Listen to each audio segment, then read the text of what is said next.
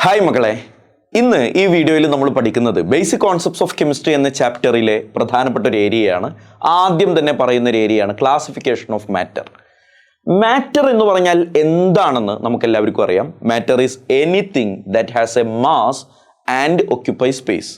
നിൽക്കാൻ സ്ഥലം ആവശ്യമുള്ളതും മാസ് ഉള്ളതുമായ ഏതൊന്നിനെയും നമുക്ക് മാറ്റർ എന്ന് പേര് വിളിക്കാം. കെമിസ്ട്രിയിൽ മാറ്ററിനെ നമ്മൾ രണ്ടായി തരംതിരിച്ചിട്ടുണ്ട്. കെമിസ്ട്രിയിൽ നമ്മൾ തരംതിരിച്ചിട്ടുള്ള മാറ്ററിന്റെ ക്ലാസിഫിക്കേഷൻ ആണ് ഇന്ന് നമ്മൾ ഡിസ്കസ് ചെയ്യുന്നത്. ഫസ്റ്റ് വൺ, പ്യുവർ സബ്സ്റ്റൻസ് എന്നാണ് പേര്. ഒന്നാമത്തെ പേര് പറ, പ്യുവർ സബ്സ്റ്റൻസ് എന്നാണ് പേര്. രണ്ടാമത്തത് മിക്സ്ചർ ആണ്. അപ്പൊ ആരാണ് പ്യുവർ സബ്സ്റ്റൻസ്, ആരാണ് മിക്സ്ചർ എന്നൊക്കെ വളരെ ചുരുങ്ങിയ സമയം കൊണ്ടൊന്ന് നോക്കി കാണുക എന്നതാണ് ഈ വീഡിയോയുടെ ഉദ്ദേശം. മോനെ ശ്രദ്ധിച്ചു നോക്കടാ, പ്യുവർ സബ്സ്റ്റൻസ് രണ്ട് വിധമുണ്ട്. ഒന്നാമന്റെ പേര് എലമെന്റ്, രണ്ടാമന്റെ പേര് കോമ്പൗണ്ട്. അപ്പൊ നിനക്കൊരു സാധനം തന്നാൽ അത് എലമെന്റ് ആണോ കോമ്പൗണ്ട് ആണോ എന്ന് എങ്ങനെ മനസ്സിലാക്കാം? എലമെന്റിന്റെ പ്രത്യേകത, it contains only one type of atom. എടാ, it contains only one type of atom. It contains only one atom എന്നല്ല ഞാനിപ്പോൾ പറഞ്ഞത്. It contains only one type of atom എന്നാണ്. ഫോർ എക്സാമ്പിൾ, ഞാൻ HE ഹീലിയം എന്നെഴുതിയാൽ അത് എലമെന്റ് ആണ്. അവിടെ ആകെ ഒരു ടൈപ്പ് എലമെന്റേ ഉള്ളൂ, ഒരു ടൈപ്പ് ആറ്റം അല്ലേ ഉള്ളൂ. H2 എന്ന് ഞാൻ എഴുതിയാലും എലമെന്റ് ആണ്. അവിടെ രണ്ട് ആറ്റം ഉണ്ടെങ്കിലും ഒരേ ടൈപ്പ് ആറ്റം ആണല്ലോ. ഡിഫറെന്റ് ടൈപ്പ് ആറ്റങ്ങൾ വന്നിട്ടില്ലാത്തത് കൊണ്ട് അത് എലമെന്റ് ആണ്. O3 എന്ന് പറഞ്ഞാൽ എലമെന്റ് ആണ് എന്നുള്ളത് ഇനി നിങ്ങൾക്ക് ആലോചിച്ചാൽ മനസ്സിലാകും. സാർ, അവിടെ മൂന്ന് എലമെന്റ്, മൂന്ന് ആറ്റങ്ങളില്ലേ എന്ന് ചോദിക്കണ്ട.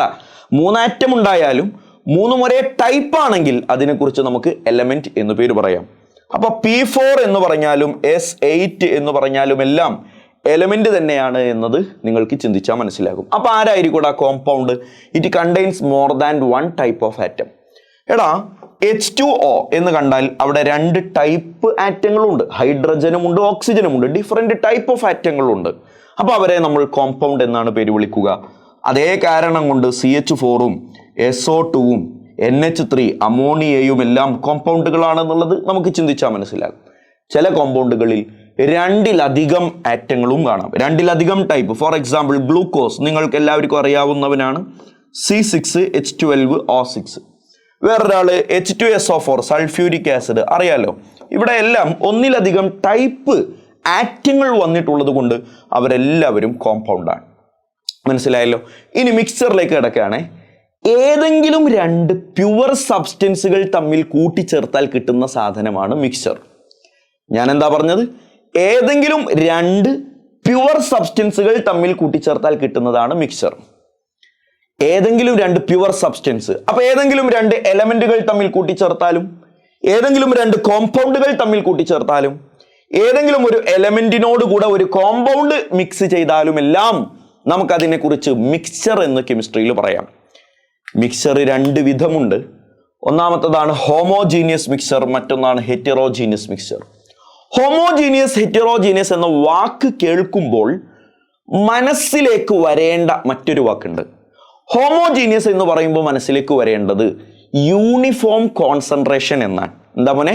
Uniform concentration. കോൺസെൻട്രേഷൻ എന്ന് പറഞ്ഞാൽ അളവ്, അത് യൂണിഫോം ആയിരിക്കണം, എല്ലായിടത്തും ഒരുപോലെ. For example, sugar solution. എപ്പോഴും കേൾക്കാറുള്ള എക്സാമ്പിൾ ആണ് ഷുഗർ സൊല്യൂഷൻ. പഞ്ചസാര വെള്ളം കലക്കി വെച്ചാൽ അതിൽ പഞ്ചസാരയുടെ അളവ്, നന്നായി കലക്കിയ പഞ്ചസാര വെള്ളം, അതിൽ പഞ്ചസാരയുടെ അളവ് നമ്മളൊരു സ്പൂണിൽ എടുത്ത് ടെസ്റ്റ് അടിച്ച് നോക്കിയാൽ എത്രയാണോ അത്ര തന്നെ അല്ലേ ബാക്കിയുള്ള ആ പഞ്ചസാര വെള്ളത്തിൽ മുഴുവൻ ഉണ്ടാവുക? എല്ലായിടത്തും ഒരുപോലെയല്ലേ ആ പഞ്ചസാര കലങ്ങിയിട്ടുണ്ടാവുക? നന്നായി കലക്കിയിട്ടുണ്ടെങ്കിൽ മുകളിൽ ഒരു മധുരം, താഴെ വേറൊരു ടൈപ്പ് മധുരം, അങ്ങനെ ഉണ്ടാവില്ലല്ലോ. അതിനെ നമ്മൾ വിളിക്കുന്ന പേരാണ് യൂണിഫോം കോൺസെൻട്രേഷൻ. അപ്പോൾ ഷുഗർ സൊല്യൂഷൻ അങ്ങനെയാണെങ്കിൽ സ്വാഭാവികമായിട്ടും സോൾട്ട് സൊല്യൂഷനും അങ്ങനെ തന്നെ ആയിരിക്കണം. NCERT പറഞ്ഞ മറ്റൊരു എക്സാമ്പിൾ ആണടാ അറ്റ്മോസ്ഫിയറിക് എയർ. എഴുതണേ മക്കളെ, അറ്റ്മോസ്ഫിയറിക് എയർ. എയർ ഇല്ലേ, നമ്മുടെ അന്തരീക്ഷത്തിലുള്ള വായു. ഞാനിപ്പോൾ ഈ ക്ലാസ് എടുക്കുന്ന റൂമിൽ ആ മൂലയിൽ എത്രയാണോ ഓക്സിജന്റെ അളവ്, അതേ അളവാണ് ഈ മൂലയിലും ഉണ്ടാവുക. ഒരു ചെറിയ ഷോർട്ട് ഡിസ്റ്റൻസിലേക്ക് നമ്മൾ പരിഗണിച്ചാൽ അറ്റ്മോസ്ഫിയറിലെ എല്ലാ ഗ്യാസുകളും എല്ലായിടത്തും ഒരുപോലെയാണ്. ലോങ് ഡിസ്റ്റൻസിലേക്ക് ചിന്തിക്കരുത്. സാറേ, കേരളത്തിലും ഡൽഹിയിലൊക്കെ ഒരേപോലെ ആയിരിക്കും, ഡൽഹിയിൽ വായുമലിനീകരണം എന്നൊക്കെ കേൾക്കാറുണ്ടല്ലോ, അതൊക്കെ വിട്. ചെറിയൊരു ഷോർട്ട് ഡിസ്റ്റൻസിലേക്ക് നമ്മൾ ചിന്തിക്കുമ്പോൾ അവിടെയുള്ള എല്ലാ ഭാഗത്തും എയറിലെ എല്ലാ കോമ്പോസിഷൻസും ഈക്വൽ ആയിരിക്കും. അതുകൊണ്ടാണ് NCERT അറ്റ്മോസ്ഫിയറിക് എയറിനെ ഹോമോജീനിയസ് മിക്സർ ആയിട്ട് പറഞ്ഞു. വേറെ ഒരു സോളിഡ് ആയിട്ടുള്ള ഒരു ഹോമോജീനിയസ് മിക്സർ ഉണ്ട്, അറിയാം നിങ്ങൾക്ക്. അവനാണ് ഗോൾഡ് ഓർണമെന്റ്. പഠിച്ചോട്ടാ, ഗോൾഡ് അല്ല, ഗോൾഡ് ഓർണമെന്റ് ആണ്. ഗോൾഡ് എന്ന് പറഞ്ഞാൽ സ്വർണം, ഗോൾഡ് ഓർണമെന്റ് എന്ന് പറഞ്ഞാൽ സ്വർണ്ണാഭരണം. സ്വർണ്ണാഭരണം എന്ന് പറയുമ്പോൾ അതിൽ രണ്ട് പേര് മിക്സർ ഉണ്ടടാ, ഗോൾഡും ഉണ്ട് കോപ്പറും ഉണ്ട്. ഗോൾഡും കോപ്പറും ഉണ്ട്. അപ്പോൾ ഗോൾഡിന്റെ ഒരു ഓർണമെന്റ് എടുത്താൽ അതിൽ എവിടെയാണ് ഗോൾഡ്, എവിടെയാണ് കോപ്പർ, അങ്ങനെ പറയാനൊന്നും പറ്റില്ല. അത് ടോട്ടലി അതിൻ്റെ എല്ലാ ഭാഗത്തും ഗോൾഡും ഉണ്ട് കോപ്പറും ഉണ്ട്. അപ്പോൾ ഒരു ഗോൾഡ് ഓർണമെന്റ് എന്ന് പറയുന്നത് ഒരു ഹോമോജീനിയസ് മിക്സറിന് എക്സാമ്പിളാണ്. ഹെറ്ററോജീനിയസ് എന്തായിരിക്കുമെന്ന് നിങ്ങൾക്ക് ആലോചിച്ചാൽ മനസ്സിലാകും. Does not having uniform concentration എന്നതാണ് അതിൻ്റെ ഐഡന്റിറ്റി.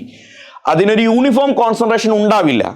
ഇപ്പോൾ വെള്ളത്തിൽ ഞാൻ മണൽ ഇട്ടിട്ട് നന്നായി കലക്കിയാൽ വല്ല കാര്യമുണ്ടോ? കുറച്ചെണ്ണം കഴിയുമ്പോൾ, അല്ലെങ്കിൽ അത് അങ്ങനെ വെക്കുമ്പോൾ തന്നെ മണലൊക്കെ ഒരു ഭാഗത്തേക്ക് സെറ്റിൽ ഡൗൺ ചെയ്യും. അതെന്തുകൊണ്ടാണ് അങ്ങനെ ആയത്? അതിന് യൂണിഫോം കോൺസെൻട്രേഷൻ ഇല്ലാത്തത് കൊണ്ട്. അതിന് മഡ് വാട്ടർ എന്ന് ജനറലി, മഡ് വാട്ടർ ചെളിവെള്ളം NCERT പറഞ്ഞതാ. ചെളിവെള്ളം ഇങ്ങനെ കലക്കിയിട്ട് ഒരു ഭാഗത്തേക്ക് മാറ്റി വെച്ചാൽ കുറച്ച് കഴിയുമ്പോൾ അതിങ്ങനെ സെറ്റിൽ ഡൗൺ ചെയ്യും. അങ്ങനെ സെറ്റിൽ ഡൗൺ ചെയ്യുന്നതിനൊന്നും യൂണിഫോം കോൺസെൻട്രേഷൻ ഇല്ല. അതൊക്കെ ഹെറ്ററോജീനിയസ് മിക്സറാണ്.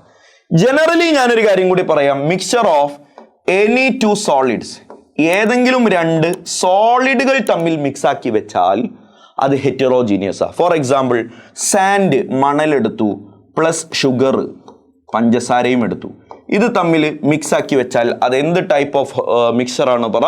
ഹോമോജീനിയസ് മിക്സറാണെന്ന് ഓർത്തു വെച്ചോളണം. ചിലർക്കെങ്കിലും ഡൗട്ട് ഉണ്ടാകും, സാറേ ഗോൾഡ് ഓർണമെന്റിൽ ഗോൾഡും കോപ്പറും രണ്ടും സോളിഡ് അല്ലേ, എന്നിട്ടും എന്തേ അത് ഹോമോജീനിയസ് ആയത്? സിമ്പിളാണ് മോനെ. ഗോൾഡിനെയും കോപ്പറിനെയും മിക്സ് ആക്കിയത് സോളിഡ് എന്ന അവസ്ഥയിലല്ലായിരുന്നു. ഗോൾഡിനെയും കോപ്പറിനെയും നമ്മൾ മിക്സ് ആക്കുന്നത് എങ്ങനെയാണ്? അതിനെ ഉരുക്കിയിട്ട് ലിക്വിഡ് ആക്കിയിട്ടാണ് മിക്സ് ആക്കിയത്. അപ്പൊ മിക്സിംഗ് പ്രോസസ് നടക്കുന്ന സമയത്ത് അവർ സോളിഡ് അല്ല. അങ്ങനെ സോളിഡ് ആണെങ്കിൽ അത് ഹെറ്ററോജീനിയസ് മിക്സർ ആയിരിക്കും. ഓർത്തു വെച്ചേക്കണേ, പരീക്ഷയ്ക്ക് ചോദിക്കും. നന്നായി പഠിച്ച് പരീക്ഷയ്ക്ക് എഴുതി വിട്ട് മാർക്ക് വാങ്ങിക്കൊള്ളണം. അടുത്ത വീഡിയോയിൽ കാണാം. Thank you.